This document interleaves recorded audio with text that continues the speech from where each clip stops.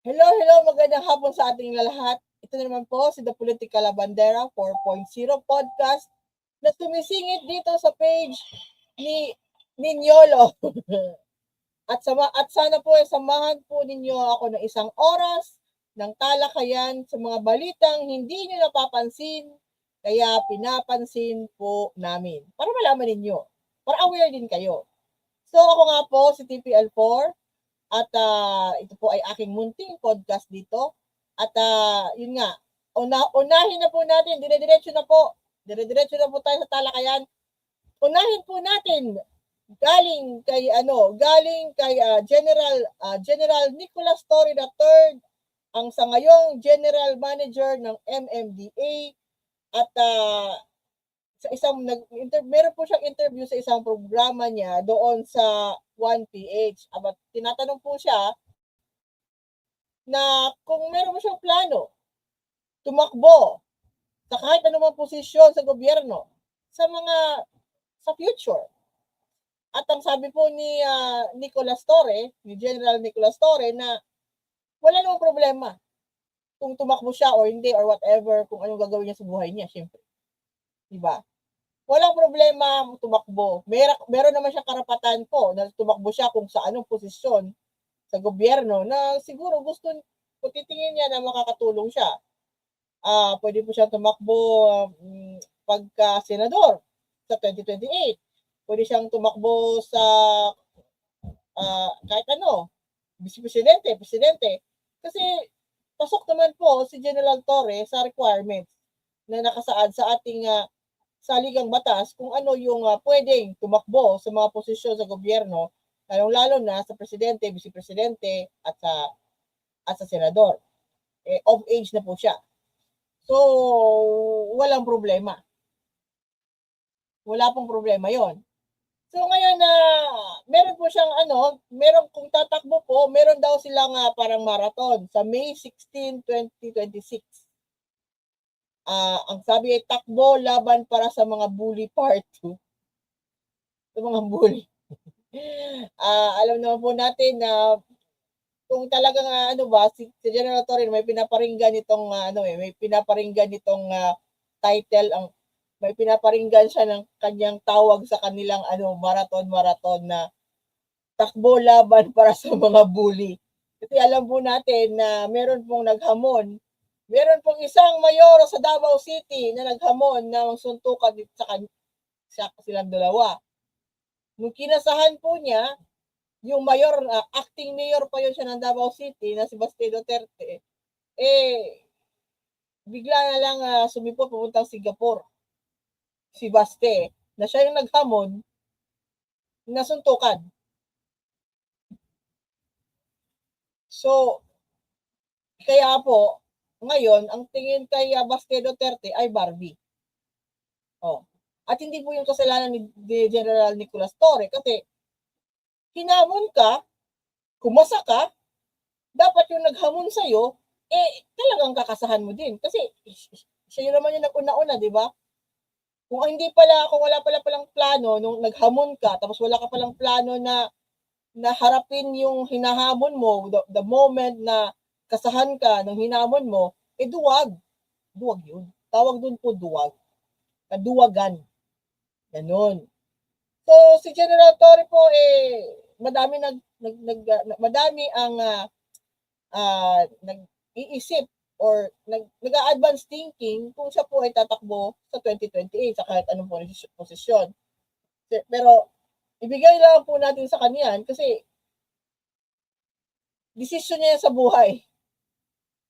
Kung anong desisyon niya sa buhay, kung tatakbo siya or hindi sa 2028 sa kahit anong posisyon, nasa sa kanya na po yun. Hintayin na lang po natin na kung ano yun. Darating naman din po yung araw na malalaman natin kung siya po ay tatakbo o hindi. Sa anong posisyon, sa higher posisyon. At doon na lang po natin tingnan kung talagang siya po ay papalarin at iboboto ng taong bayan sa posisyon na hinahangad niya. Kung ang talagang tukoy niya magserbisyo sa publiko. Yun lang naman talaga po yun. Ang totoo po mga yung totoo pong may mga tao na ang hangarin lang ay magsilbi sa kapwa, yung mga taong ano ba, hindi pinaplano. Hindi pinaplano na kung pumasok sila sa isang larangan na hindi nila inaasahan na yun yung magfu-fulfill ng kanilang purpose sa kanilang buhay. May mga ganun po na mga nangyayari sa mga tao. At isa rin po sa mga sinasabi natin na factor sa pagiging public servant, yung totoong public servant yung inuuna yung kapakanan ng bayan tadhana po. Kung nasa tadhana po ni General Nicolas Torre na magsilbi sa taong bayan sa mga Pilipino in a capacity more than being an MMDA chair, na mangyayari po yan kung nakasulat po yan sa kanyang tadhana. Mangyayari at mangyayari yan. Kung hindi, hindi.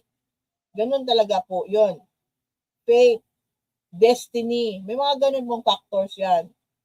So, yun na nga, tingnan natin ang trajectory ng karera ni General Nicolas Torre.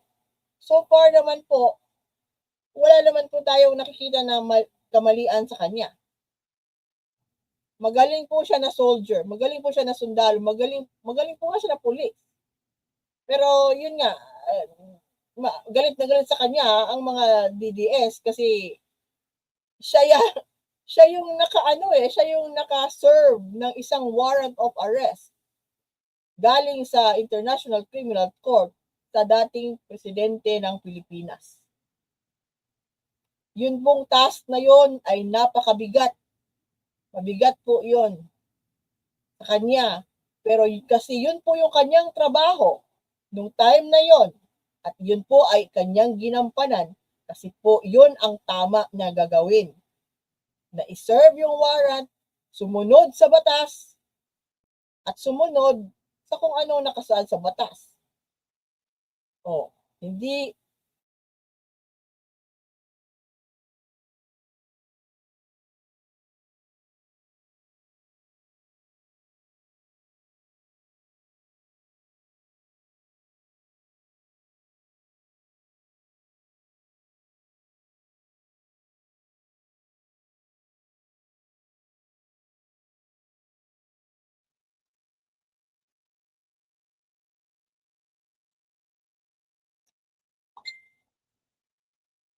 sorry po. Okay na? Nawawala po tayo. Live po tayo ngayon. So, pasensya na po. So, yun nga. Sana pa tayo? Nawawala tayo. Pasensya na po. So, kung ano man yung desisyon ni General Torre, hintayin na lang po natin. Huwag tayong mag-advance thinking. Ang importante is kung ano po yung nangyayari ngayon at paano siya nagtatrabaho sa ngayon. Huwag na muna natin na isipin kung ano yung gagawin niya sa future.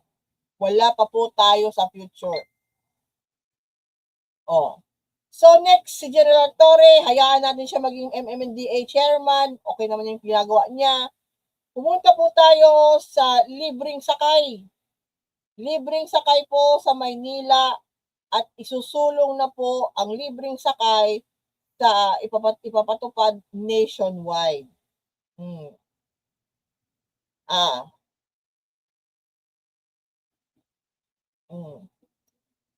Itong maghintay itong chairman ng Manibela ba? I find him maingay at saka atat. Sorry to say, yung mga hindi makapaghintay. Alam po ninyo, hindi po basta-basta mag-roll out ng ayuda.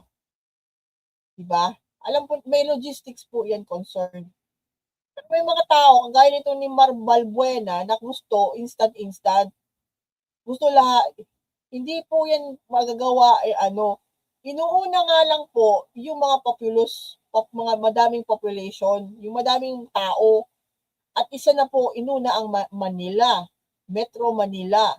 Diba, binigyan nga yung tricycle driver, binigyan ang mga delivery rider, binigyan ng ayuda ang mga bus driver, bus operator.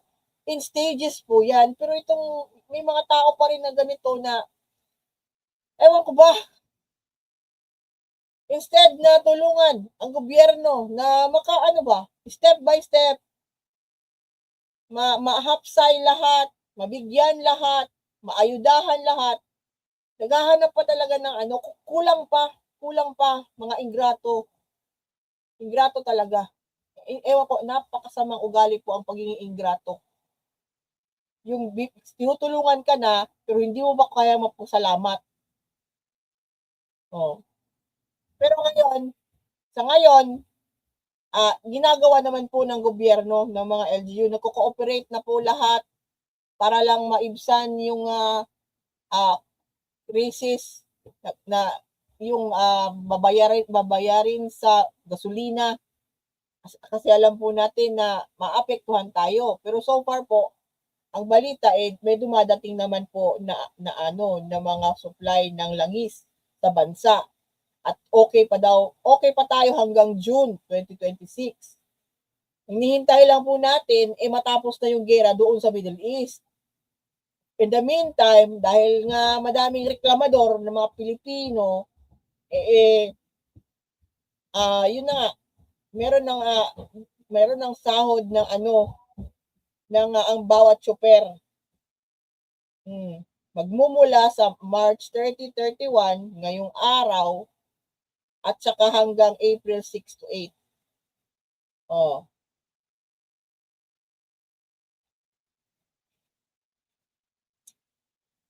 Maghintay lang po. Darating din po yan. Darating din yung mga ayuda na ninyo. So ako, maghintay lang talaga. Matutong maghintay, matutong magpasensya, matutong mag-adjust sa mga nangyayari sa paligid kasi hindi naman kayo lang naman ang nagsasuffer yung mga driver, yung mga pasahero nyo, anong isip nyo, di ba? Kung kayo marunong mamalasakit, maintindihan ninyo yung sinasabi ko. Kung wala kayong malasakit sa kapwa, hindi talaga maintindihan. So, next. Breaking news. Ito na naman si former Senator Antonio Trillanes IV. May sinasabi po siya, si Antonio Trillanes, sabi niya, hindi na daw siya magpupolitika, tatanggalin daw niya ang kanyang sarili sa political picture. Alam daw niya kung ano ang mangyayari sa 2028 at kaya siya ay all hands on deck. May panata talaga yata to si Sonny Trillanes Ang eye on the ball, focus po si Antonio Trillanes sa kanyang, let's say, paano ko ba sasabihin to? Focus po siya sa paghihiganti sa mga Duterte. Obvious ba? At tinawag po ni Antonio Trillanes, I will assume na ang sinasabi po niya na enemy of the state dito ay yung kanyang mortal enemy na si Rodrigo Duterte. At enemy of democracy. Tapos, pagka nawala yon, then let's start rebuilding our country. Yun yung ina-focus niya. Enemy of the state, yung mga Duterte daw, at enemy of the democracy, yung mga Duterte din. And I have to agree, yung sa sinabi niya na enemy of democracy, ni Antonio Trillanes, disclaimer, hindi ko po gusto si Antonio Trillanes I'm not a fan. Hindi pa ako niya fan. Pero sa punto na enemy of democracy, kung siya ay inaalud niya na enemy of democracy, si dating presidenteng Rodrigo Duterte at si Sara Duterte, I will have to agree. I have to agree na they are enemies of democracy. Kasi kung kayo po ay may sinabi po si Vice President Sara Duterte noong March 28, nung birthday ng kanyang ama, na hindi ko po masikmura. Hindi na, kung kayo Pilipino, hindi nyo masisikmura. Kasi po, ang sinabi po ni Vice President Sara Duterte ay dapat daw natin ipagtanggol ang kanyang ama, ang sambayan ng Pilipinas, ang buong bansa. Tayong mga Pilipino, kailangan daw po natin ipagtanggol ang kanyang ama, dahil kung ipagtatanggol ang kanyang ama, ay ipinagtatanggol din daw po natin ang ating soberanya. Kailan pa po kailan pa po na nakasalalay ang soberanya ng Pilipinas sa isang tao lang, kahit pa man siya naging former president ng Pilipinas. Hindi po nakasalalay sa isang Pilipino ang soberanya natin. Ito po ay nakasalalay sa buong tayong lahat. Hindi lang si Rodrigo Duterte. So, ang problema ko sa statement ni Sara Duterte nung kanyang pagbibigay ng greeting sa kanyang ama nung kanyang birthday nung 28 March ay tatalakayin ko po yan sa ibang kung nabasa po ninyo yung mahabang write-up doon sa aking page sa TPL4, The Political Bandera 4 sa Facebook, maintindihan nyo po ang aking ibig sabihin na kung bakit kailangan sila i-consider na enemies of democracy. Kasi ang sinusulong po yung klaseng gano'n na naratibo na tayong lahat na Pilipino ay dapat pasanin ang problema ni Rodrigo Duterte doon sa ibang bansa dahil sa kaso niya na personal sa kanya, para bang parang sinasabihan tayo ni Vice President Sara Duterte na yung ama niya ay hari dito sa Pilipinas. Hari siya. Monarchy. Hindi democracy. Kasi siya parang nilagyan na ng status ni Sara Duterte yung ama niya na si Rodrigo Duterte ang ating bansa. Nagigets nyo? Nagigets nyo ba kung ano kung pinupunto ni Sara Duterte? Kailangan natin i-burden yung problema ni Rodrigo Duterte doon sa ICC, kung saan siya po ay naghihintay ng kanyang trial doon, na malalaman natin ang resulta by end of April or May, kung magpo-full trial pa doon. Ang hinaharap po na kaso ni former President Rodrigo Duterte ay crimes against humanity. So gusto ni Sara Duterte i-burden ang tayong lahat ng mga Pilipino sa yung kaso na yon. At kung hindi natin idepensahan, ipagtanggol daw, parang pag pinapalabas kung hindi natin ipagtatanggol si Rodrigo Duterte, ay parang give up na daw natin ang ating soberanya. Anong klase yan na pag-iisip? Abogada yan nagsasalita. Hindi ko maintindihan bakit ganon. Parang hindi siya nag-aral ng abogasiya. Hindi niya alam kung anong ibig sabihin ng soberanya, na ang saklap. At gusto niya, yung ama niya, ang gawing standard ng ating soberanya. Kaya sinasabi ni Trillanes dito na enemies of democracy ang mga Duterte. I have to agree. Mag-a-agree ako kay Senator Trillanes, former na yan. Kasi ang iniisip ni Sara Duterte na pinapaisip sa atin na yung ama niya ay hari ng Pilipinas at sila ay mas mataas pa sa konstitusyon natin. They are above the law. Yun yung kanyang message noong birthday ng papa niya. Sumasang-ayon ba kayo doon? Knowing na yung nagkaso kay former President Rodrigo Duterte doon sa ICC ay kapwa Pilipino natin. Kapwa Pilipino, papaano sila? yung mga biktima ng EJK.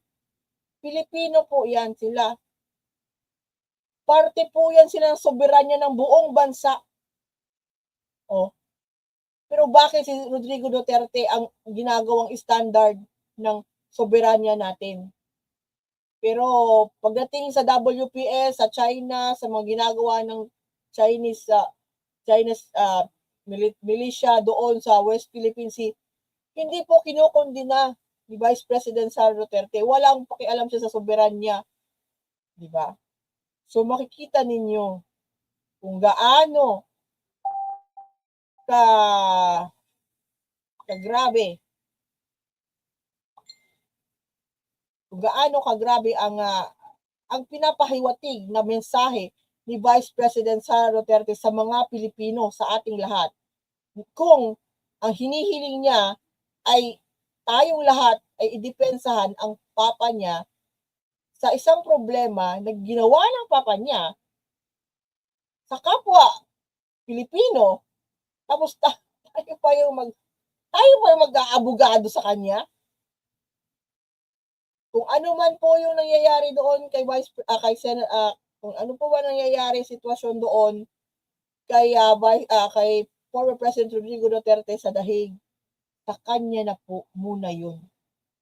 Sa kanya po yun. Problema po niya yun. Personal yun. Hindi po siya tumatayo as soberanya ng ating bansa.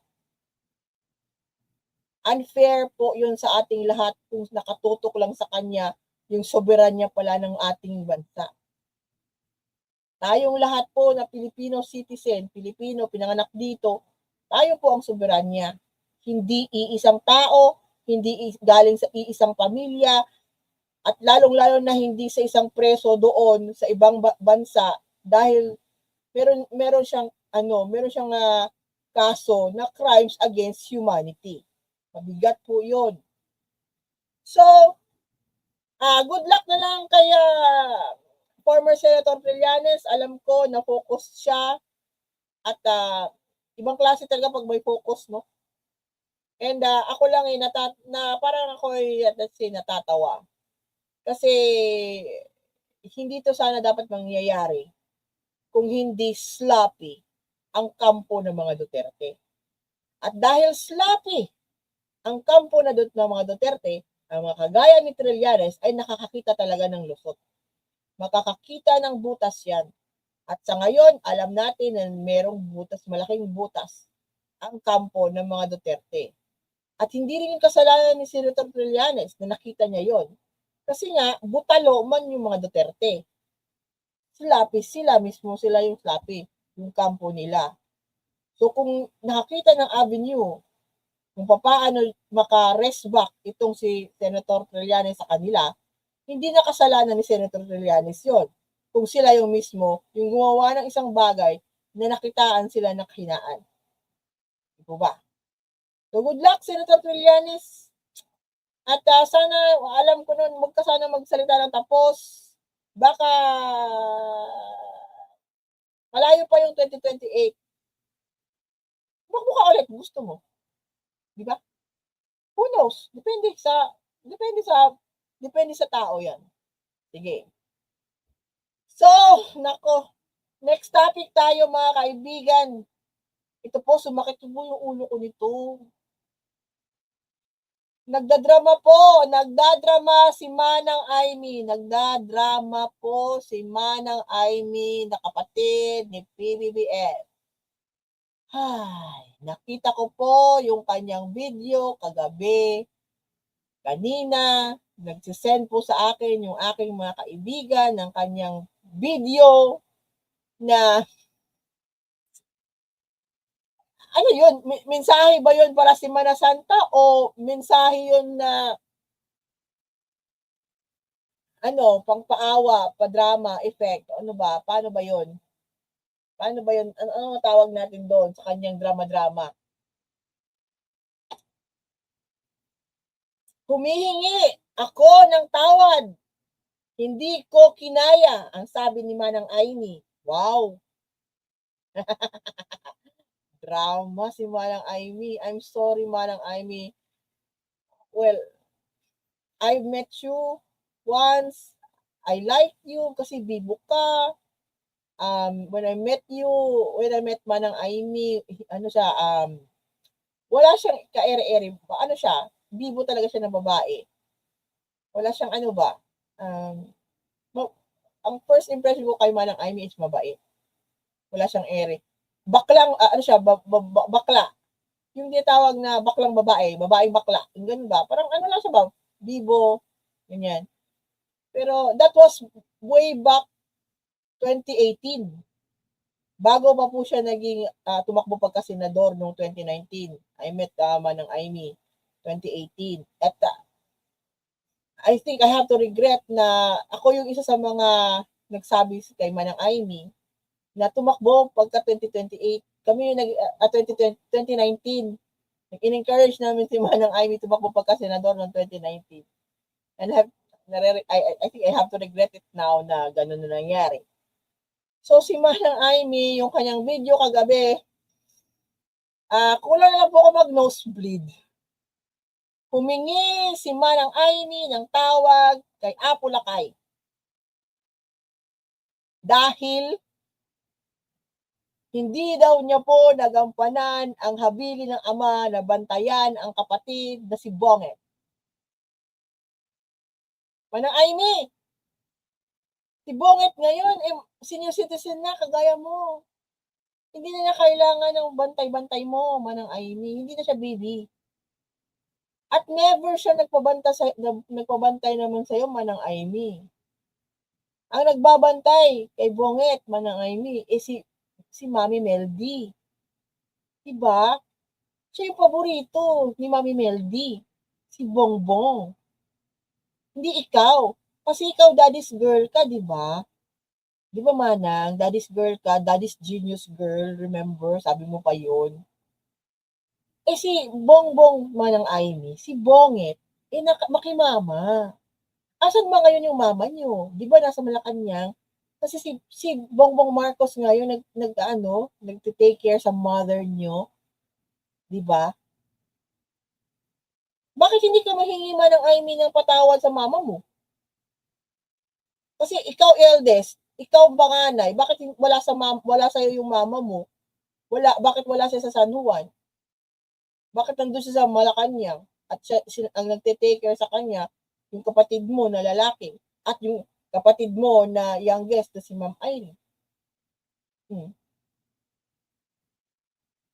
Sinabi ito ni Senator Amy Marcos sa baliktanaw niya, sinasabi ng kailang ama tungkol sa paghingi ng tawad.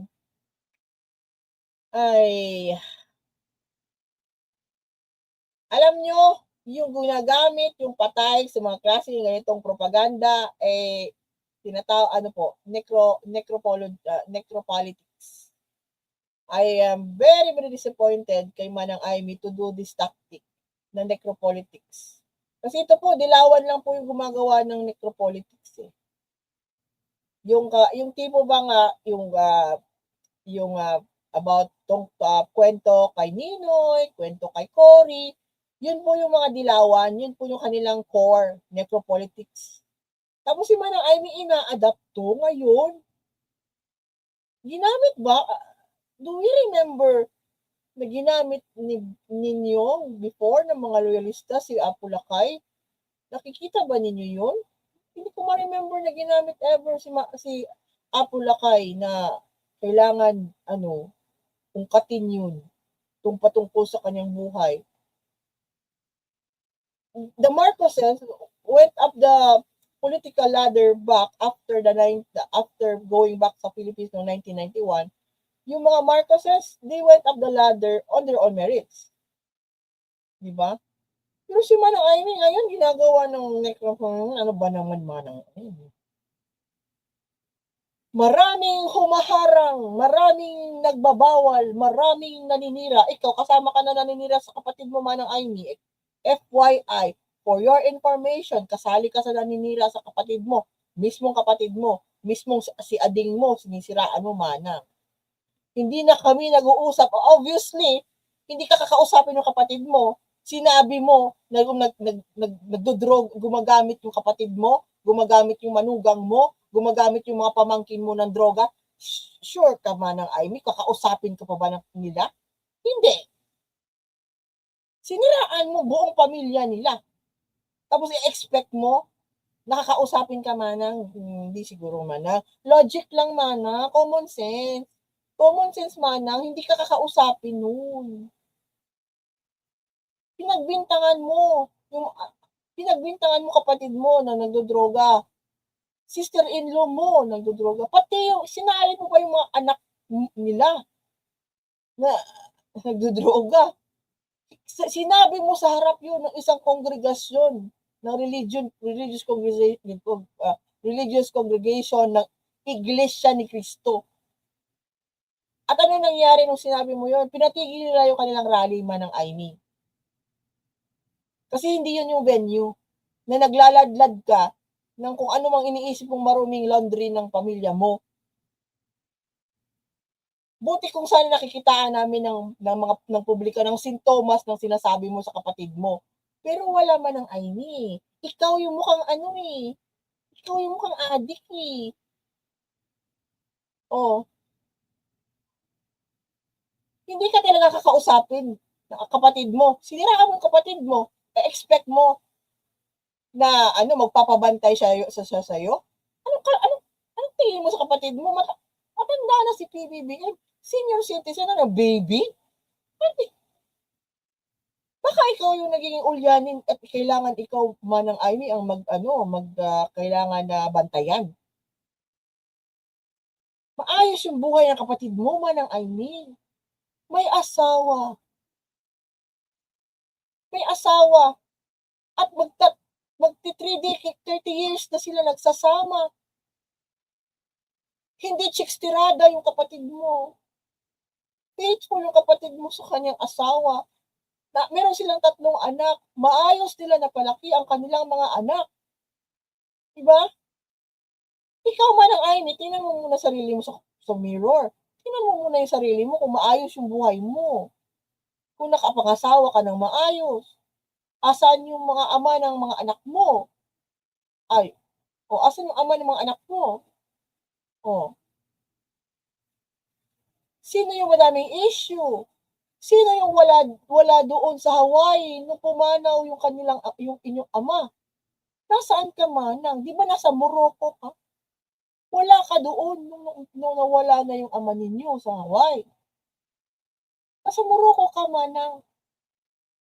Tapos, sasabihan mo yung mga kapatid mong dalawa na nandoon sa Hawaii nung time na nawala yung ama nyo, na sila pa yung hindi nagbabantay. Ikaw Manang ang dapat bantayan eh. Sa totoo lang. Ay, hindi ka kailangan, nagkulang ka talaga Manang. Kulang-kulang ka sa head. I think nagkukulang. Baka nag-aano ka naman ng tawag dito, second childhood. Baka ikaw yun Manang nagsi-second childhood. Nagiging ulyanin. And posible kasi you are in the age na, di ba? 70s ka na Manang, nagsi-70s ka na. Yun nga, sabi ni Maxifer, si Aimee nga ang dapat bantayan, di ba? Sabi ni siya yung dapat babantayan. Hindi si Bongbong Marcos. Si Bongbong Marcos, busy. Busy na nagiging presidente mo. Daming ginagawa halos araw-araw. Busy po ang presidente ng Pilipinas. Babantayan siya ni Manang Aimee. Ang laking damulag na po ni PBBM. Senior citizen na siya, tapos gusto ni Manang Aimee magbantay. Anong tingin niya sa kanyang kapatid? Baby pa? Anong tingin niya sa asawa, sa first lady? Hindi makatake care sa kanyang kay PBBM? Manang Aimee, may asawa na po yung kapatid niyo. May asawa na po. The moment siya nagkaroon ng asawa, nagkaroon ng sariling pamilya, wala ka na. Hindi ka na, wala nagpo-obliga sa'yo na mag-take care sa kapatid mo once na nagkaroon na sila ng sarili niyang buhay. Nakakadismaya si Manang Aimee. Ang tanong ng maraming loyalista ngayon, ano ba po ang pinakain o pinainom ng mga Duterte kay Manang Aimee? Yun ang tanong namin. Ako po ay third generation na loyalista, Marcos loyalist. Third generation na po. Lolo ko po, papa ko po, ako po. Kami. At ako po, buti na lang po, siguro nagpapasalamat din po ako na wala na po yung father ko. Pumanaw na noong 2022. Hindi na po siya nakaboto nung May 2022 at siguro kung nakaboto siya at nalaman niya na nanalo si PBBM nung time na yon, mas masaya po talaga yon. Hindi na po siya nakaabot. Pero gano'n pa man, kami po, hindi ko alam kung paano, pinalaki po kami kasi ng loyalista eh. Oh. At syempre, sa mga loyalista, Marcos loyalist, kasama po yung mga anak. Pero, nagkakaroon po kayo ng conflict ngayon dahil kay Manang. Naiinis po ewan ko ba, hindi ko po binoto. Kahit na po mabigat sa kalooban ko, hindi ko po binoto si Manang Aimee last 2025 election midterms. Hindi ko po siya binoto. Hindi ko siya binoto kasi alam ko na iba na po yung kanyang timplada. Oh. Isa pa rin po sa mga things na hindi ko na sikmura, si Manang Aimee, doon pa siya kumatig doon sa gustong magpapatayin ng kanyang kapatid. Doon sa kanyang kaibigan na sinabi sa madlang people, nalaman nating lahat, napanood, narinig, na nangontrata ng mamamatay tao para patayin si PBBM, si First Lady, at ang pinsan din ni Manang Aimee na si former Speaker Martin Romualdez. May tao na nagsasabi na nangontrata ng pamamatay tao para patayin pamilya mo, hindi. Doon ka pa rin pumanig sa nangontrata na papatay sa pamilya mo. Ibig sabihin, ikaw, gusto mo mawala yung mga pamilya mo. Ikaw mismo gusto pumatay sa pamilya mo kung ganun naman lang ang kung ganun ka-linear ang thinking natin.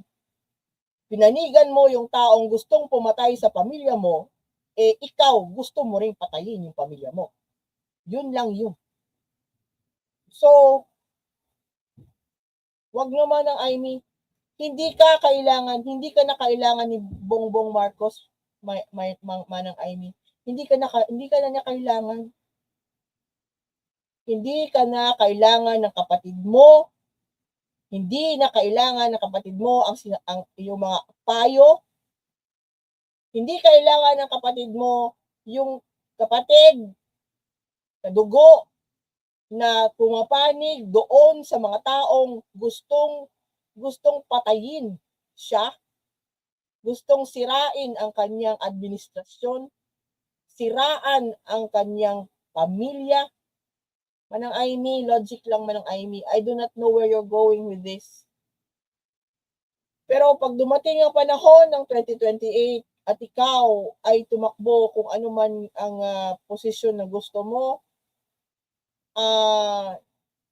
malabo po.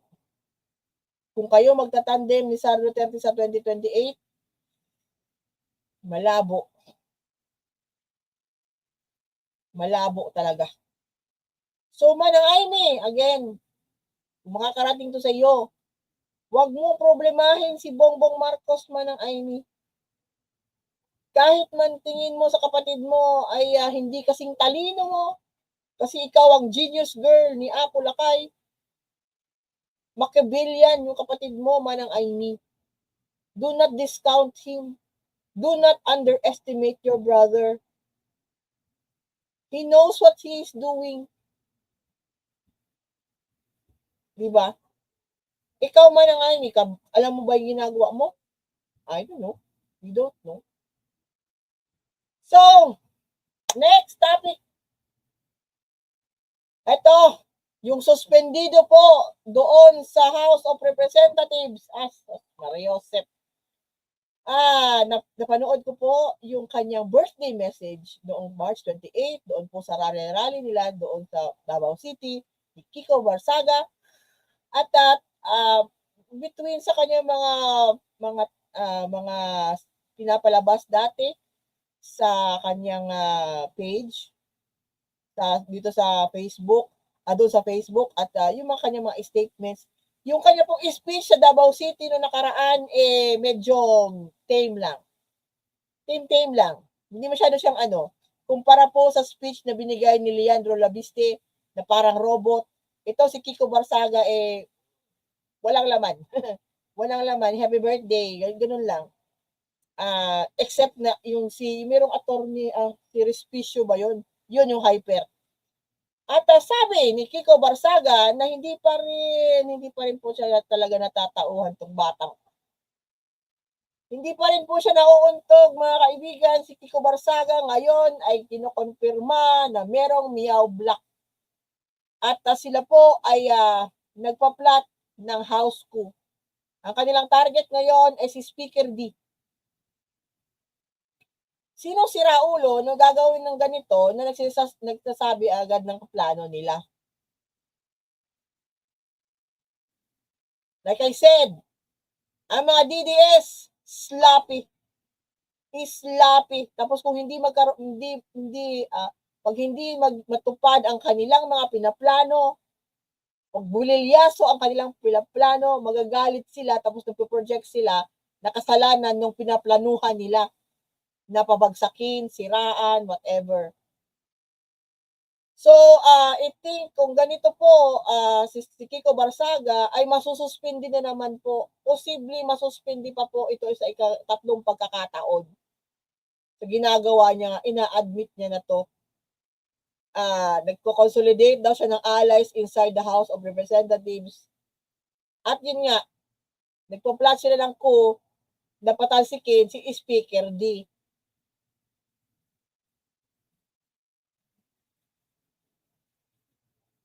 Magpapasalamat tayo sa impormasyon na to. Sinabi po niya to sa forefront program. At this point, siguro po, I think the House Committee on Ethics o Ethics Committee, tingnan niyo na po ang psychological makeup evaluation ni Kiko Barsaga. Po ninyo, ang House Committee on Ethics, paki-look into this one. At kung ito po ay magpapatuloy, maaari na po ninyo siguro itong patalsikin sa House. Alisin na po siya sa bilang pagiging kongresista. Hindi po ito magandang representation ng Cavite 4th District. Hindi na po ganito.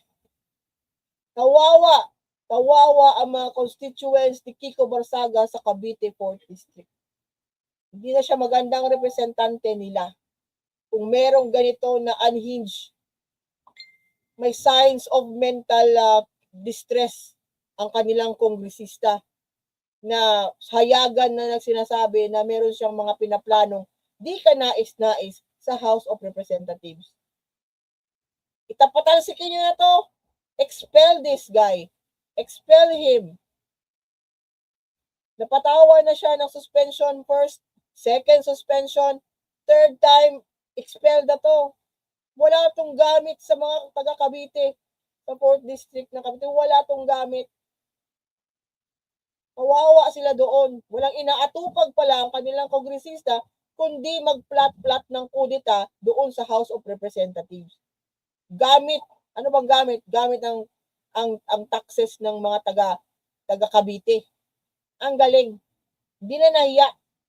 Asa ba yung ina nito? Asa ba yung mother ni Kiko Barsaga? Wala ba? Hindi pa talaga makontrol? Hindi ba talaga ito makontrol? Ano ba to? Hindi ba ito napalo? Nung bata pa? As in, problema, ano to siya? Special to? Hindi ito pina-therapy? Hindi na madalang therapy? Hyper eh. Ako po, meron po akong anak na autistic. Autism. Nakaka-recognize po ako kung merong yung bata. Kung merong kondisyon. Nakaka-recognize po ako kung ang bata ay may ADHD, ADD, autism, mental retardation, cerebral palsy, Down syndrome.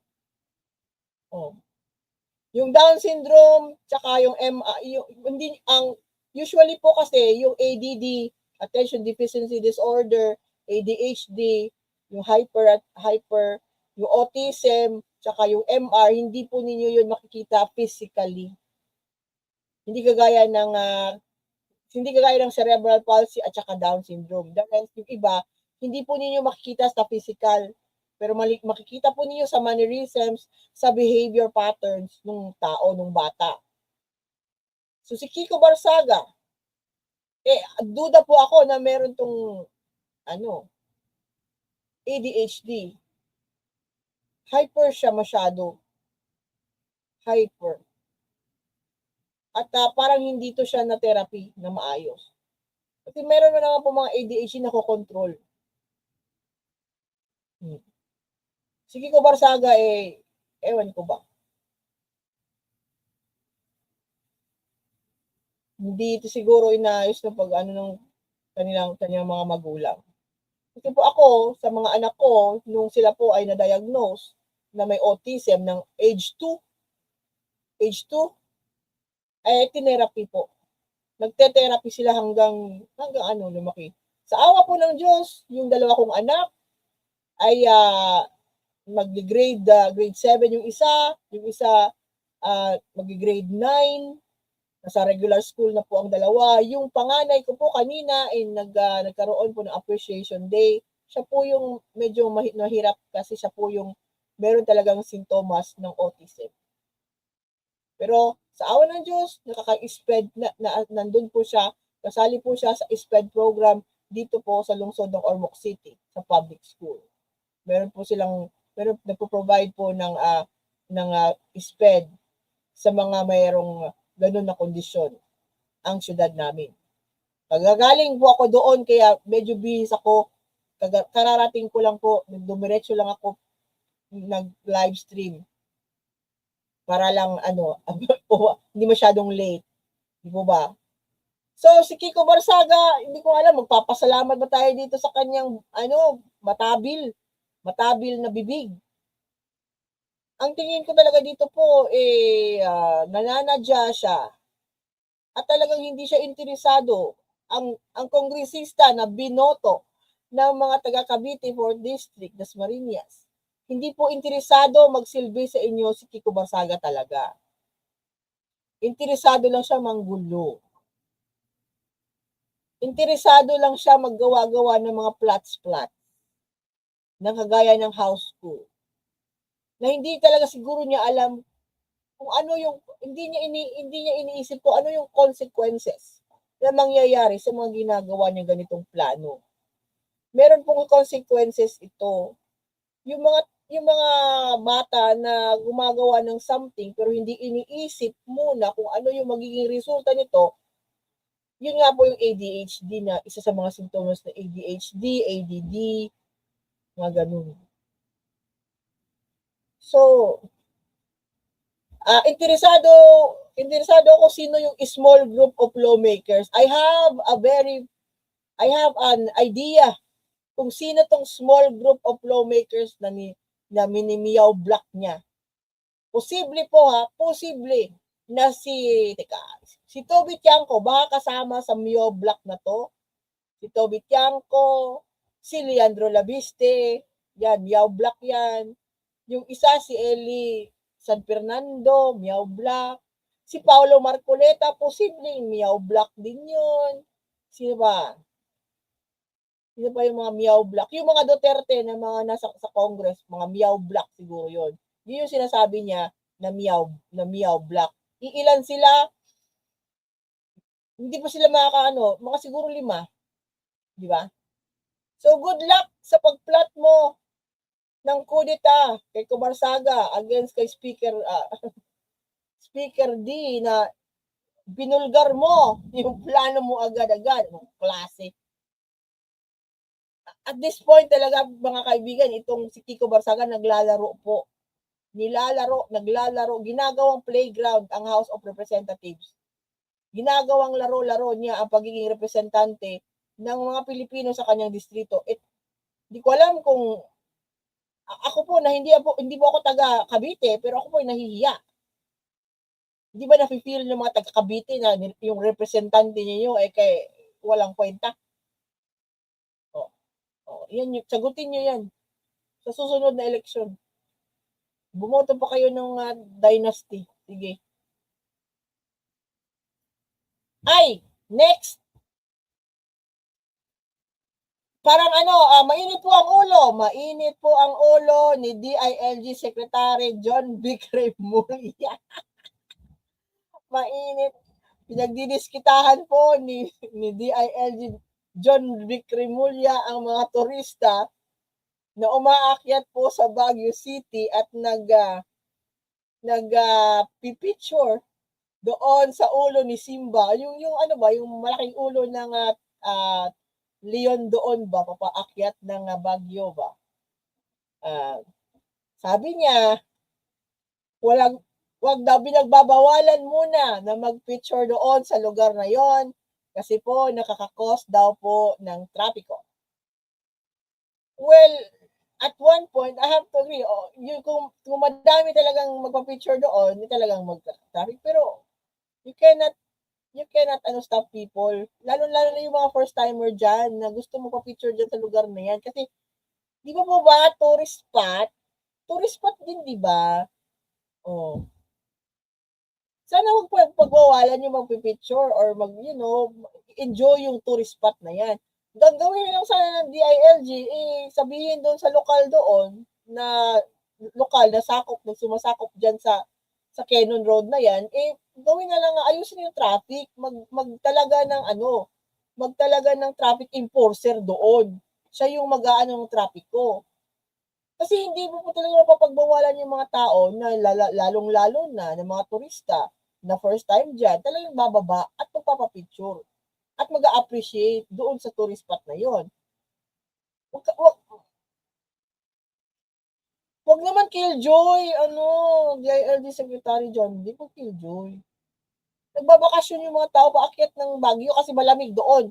Kasi alam po ninyo, ngayon po, yung lalong-lalo na malalayo sa Baguio City na hindi po nakakaranas ng lamig, kagaya dito sa Ormoc City na napakainit na po, as in, mainit na mainit. Parang mainit talaga, mainit ng ulo. So, yung mga umaakyat po sa Baguio ay naiingit po kami na malayo sa Baguio. Kasi wala po kaming aakyatan dito na maka-experience kami ng 16 degrees Celsius na nasa labas. Walang ganun dito po sa ngayon. At mainit po dito. So, yung mga taga Baguio, paakyat naman sabihin mo doon sa local Sec John Vic, ayusin lang yung yung pagko-conduct ng trapiko doon, yung may mga traffic doon. Kasi hindi talaga mapapagwawala ng mga tao. Di ba? Gusto nila magpa-picture. So, hindi mo ba magwawalan? Talagang titigil po ang mga tao sa isang tourist spot para i-appreciate yun. Ang gawin na lang ng gobyerno at lokal na jurisdiction doon sa lugar na yon, magtalaga po ng isang traffic enforcer doon sa lugar na magbabantay or magdidirect ng traffic. Yung lang ba?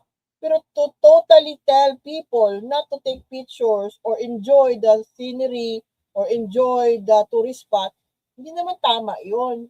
Hindi tama yun. Yung ibang mga tao dyan, malalayo pang lugar para pumunta para lang ma-enjoy yan. Tapos sasabihin nyo, wag.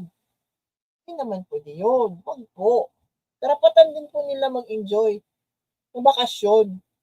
At kung gusto po nila mag-picture dyan, magpa-picture sila dyan. Huwag po nila babawalan. Yun nga lang, tulungan, i-assist nyo na lang yung trapiko. Hindi naman po sila dyan magpo-forever. Magpipicture lang, alis na, di ba? Hindi naman sila matutulog dyan. So, alalay na lang po sa ating mga kababayan na kung gusto po dyan magpa-picture, magpa-picture po kayo, tapos and go on your way to kung saan po na destination pa pupuntahan ninyo. ganun din. Magbibigayan lang naman siguro kailangan dyan. Pero to totally ban, it's not, hindi, no. It's a no for me, Secretary John Vic. Kailangan lang natin maghanap kayo ng kompromiso para maka-enjoy din yung mga tao. Kasi yan pinunta dyan eh, di ba? So, yun. Yun na po ang lahat nating topics ngayong hapon na binalita ko sa inyo ng mga balita na napansin namin pero hindi niyo po napansin kaya pinapansin namin. So hanggang dito lang po ako at ako po ay nagpapasalamat na nakasingit na naman ako dito kay Nyolo ng 1 oras at huwag po ninyong kakalimutan mag-like, mag-share, mag-subscribe dito po kay Nyolo, kaya Tita Admin Rich, kay Banat Boy, at sa akin pong TPL3 dito sa sa YouTube at doon po sa Facebook kung kayo po ay mahilig magbasa. Mahilig magbasa ha, inaanyayahan ko po kayo na bumisita, tumambay sa The Political Labandera 4.0 doon sa Facebook. Huwag po kayo magrereklamo na mahahaba yung babasahin doon kasi yun po ay aking sinasadyang mahaba. Mahabang mahaba. Kasi po, yun po ang exercise na binabahagi ko po sa ating mga isipan. Para ma-exercise po yung ating brain. Kasi nga po madami na pong bobong didishin na walang gamit ng kanilang utak. So hanggang dito na lang po ako muli. I will see you all posible po isang araw. Tingnan ko po kung ako po ay makaka-live stream bukas kasi po meron pong importante akong pupuntahan. Baka sa Thursday po. Kung okay lang sa inyo na magbulabog po ako sa Monday, Thursday. Tama ba yun? Tsaka sa Good Friday. So hanggang dito, salamat po sa ating mga sumali at nanood, nakinig. At kung gusto po ninyo ang content dito, huwag po ninyong kalimutan nga mag-like, mag-share at mag-subscribe sa amin. I'll see you all next time. Thank you. Bye-bye.